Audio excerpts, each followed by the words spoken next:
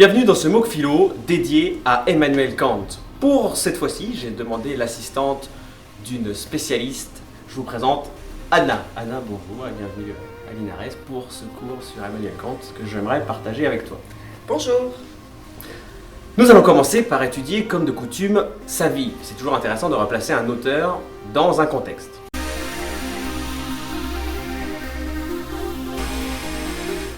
Emmanuel Kant est né en 1724 à Königsberg, en Prusse orientale, actuellement la Russie. Il est issu de parents modestes, son père était sellier. Sa mère était une femme qu'il considérait comme très intelligente. Elle était également piétiste. Le piétisme est une forme de protestantisme zélé.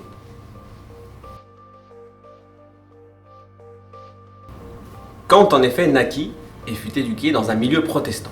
Kant commence ses études au Collegium Fridericianum, dirigé par Franz Albert Schulz. C'était un pasteur piétiste qui considère la piété de l'âme comme supérieure au raisonnement. Ce point ne sera pas sans influence sur sa pensée comme nous allons le voir. Le piétisme est un mouvement protestant issu du luthérianisme fondé par Philipp Jakob Spener, qui consiste à donner plus d'importance à la piété personnelle qu'à la connaissance doctrinale, tout en pratiquant une grande rigueur morale. Concernant les études de Kant, en 1740, il entre à l'université, toujours de Königsberg. Il suit les cours du professeur de philosophie et de mathématiques, à la fois piétiste et disciple de Wolff, Martin Knutsson.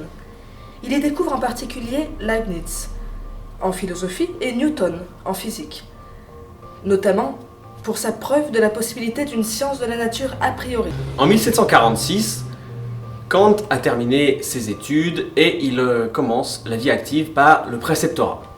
La mort de son père en 1946 l'oblige en effet à trouver quelque chose pour subsister à ses besoins naturels à manger tout simplement. Il obtient donc une place de précepteur dans des familles aisées. En 1755, il obtient une promotion universitaire et une habilitation grâce à une dissertation sur les principes premiers de la connaissance métaphysique. Il commence alors à enseigner à l'université de Königsberg. En 1781, Kant rédige La critique de la raison pure. Cet ouvrage est le fruit de 11 années de travail. Il ne rencontre pas le succès escompté par son auteur. En 1786, il devint membre de l'Académie royale des sciences et des lettres de Berlin. En 1788, il publie la critique de la raison pratique. Et entre 1790 et 1795, la critique de la faculté de juger, les fondements de la métaphysique des mœurs et vers la paix perpétuelle. Parlons un peu du tempérament d'Emmanuel Kant. Kant n'a jamais quitté sa région natale. Du moins, c'est ce que nous dit la légende. Il faudrait pouvoir vérifier, mais c'est ce qui est communément admis. Il est cependant très attentif aux événements de l'époque. Il reçoit également très souvent de nombreux amis à dîner et il paraît qu'il déjeune chaque midi avec un inconnu. La tradition rapporte que Kant ne modifia son emploi du temps immuable que 2 fois. La première fois, afin d'obtenir le contrat social de Jean-Jacques Rousseau qui venait d'être publié, et la deuxième fois, le 14 juillet, ou du moins un jour pendant la Révolution française en 1789, pour obtenir une gazette pour savoir ce qui se passait. Kant décède en 1804, désormais célèbre, dans sa ville natale qu'il n'a jamais quittée. Ses derniers mots furent « c'est bien ». Es ist gut, en allemand. Parlons maintenant de Kant et son époque et son temps.